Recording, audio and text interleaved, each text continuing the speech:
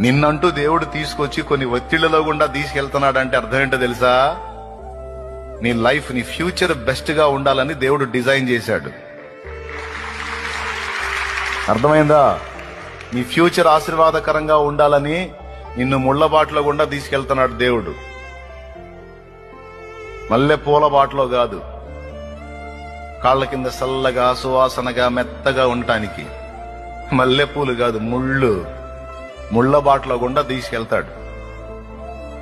అబ్బో నడవలేకపోతున్నానయ్యా అంటే ఆయన అరచేతులు అడ్డం పెడతాడు. అవసరమైతే నేను నడిచాను, నువ్వు నడు అంటాడు. ఏం ప్రభువా, నువ్వు నన్ను ప్రేమిస్తున్నావు, నాకు ఈ ఎగసాట్లేంది, ఈ బాధలేంది, ఈ ద్వేషాలేంది, ఈ పరిస్థితులేంది అంటే దేవుడు చెప్పే సమాధానం ఒకటే. ఏశావు అనేవాడు యాకోబు జీవితంలో లేకపోతే యాకోబు అనేవాడు ఇశ్రాయేలుగా మారే ఛాన్సే లేదు.